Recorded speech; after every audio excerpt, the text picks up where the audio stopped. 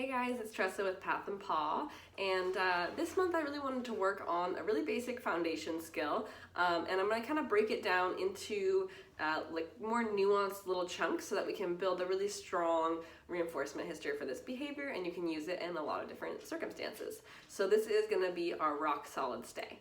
Now you can teach a stay in any body position. It doesn't have to be just a sit. We do tend to see people teach a sit stay more often. I think it's just because we tend to teach our dogs to sit first and foremost. But my dogs actually prefer a down stay. I think it's just a little more comfortable for them, so we tend to use that if it's going to be a longer duration and I want them to be more relaxed. But it can be really handy to have a standing stay as well, especially if you want to pose them for some cool pictures or something like that. Having that flexibility to do a stand is kind of nice. Since that's the area where my dogs probably have the least amount of practice, that's what I'll be demoing for you today. So today we're going to talk about building duration for your stay. Now this is the most important thing to start with. I think most people, you picture a stay in your head and you picture your dog staying while you walk away. And that is an end goal, all right?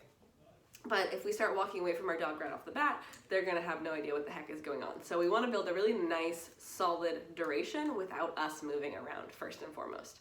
So let's see what that'll look like. Okay.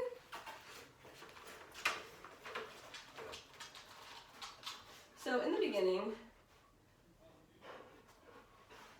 your dog may have to stretch it out a little bit.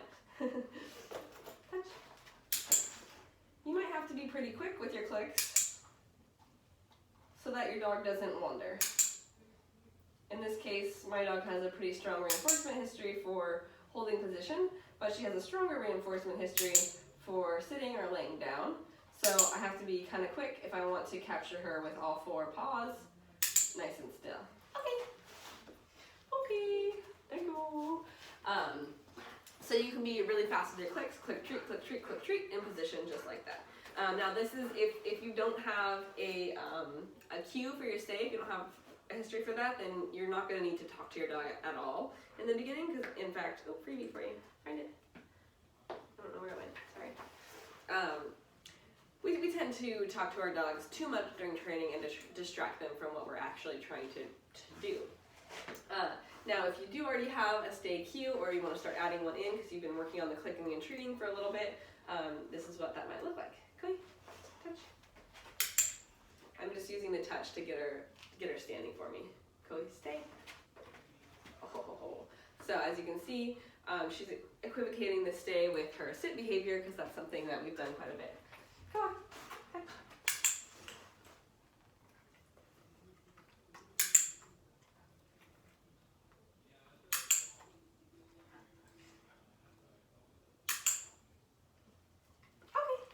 So in that instance, instead of working on adding the cue back in, I just wanted to go back and refresh for her that what we're working on is four paws on the floor, that nice stand, and that's what I'm paying her for. So you're going to slowly start to increase the duration between each of those clicks. Quick touch.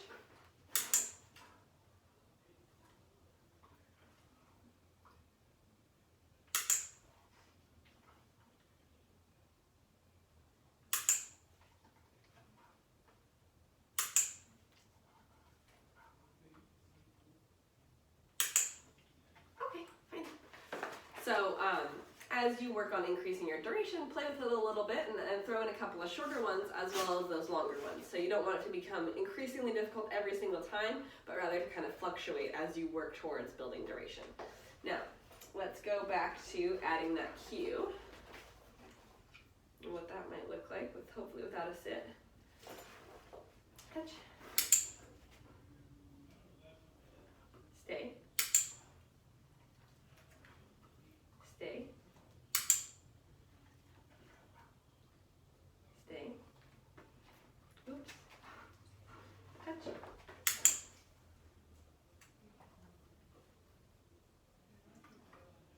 What did you get distracted by? What did you get distracted by? Touch. Good girl. Okay. Stay. Stay.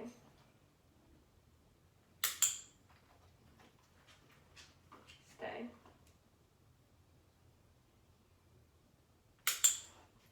Okay,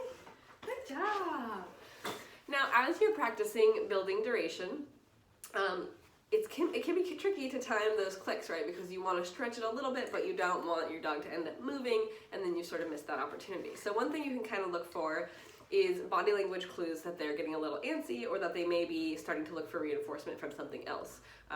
So with Koa, I can see that she'll kind of like give me a little, like the intensity of her eye contact will change a little bit, and her wagging might speed up. And that's her going like, am I doing the right thing?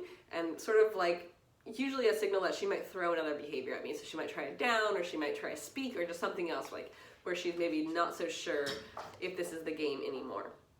So watch for those little subtle clues and try and click right when you see that, so that you don't go overboard and now we have a wiggly dog and we don't get to click them for that moment. We have to kind of reset. Now, if you do have your dog kind of breaking position, especially more than one time, really important that you take that clue and shrink down your criteria. So you're going to throw in a lot more easy reps before you build back up.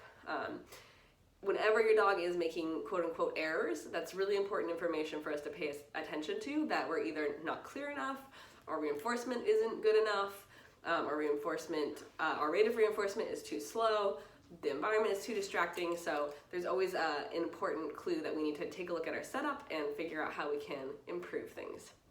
So I encourage you to try this. If your dog already has a really nice sit stay, then play around with a different position. It could be a down, it could be a stand, or it could even be something fun, like if you ever want to pose your dog with their two front paws up on something, you could teach a stay with two front paws up. So, you know, adventure pose or something like that. So you could kind of get silly.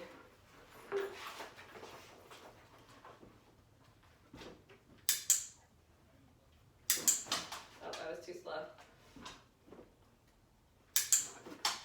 Oh my goodness. Apparently my treats are not prepared enough. Let's try this again.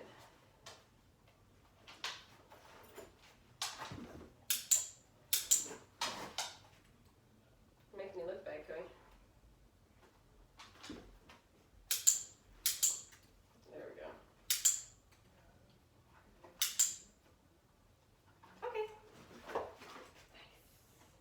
So for a position with much less reinforcement history, you can see the difference of how much quicker I have to be with those clicks in order to show her, hey, now this is what the game is. You know, we're switching it up a little bit. Now what you're getting paid for is this other silly position.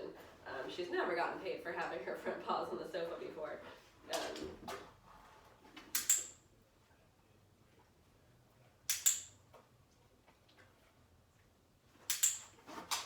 Too slow, too slow.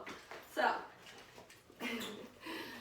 don't follow my timing in that particular example, but there's lots of fun things you can do with it. Play around with it, and as always, I'd love to see what you're working on. So tag me at Path and Paw on Instagram, and happy clicking.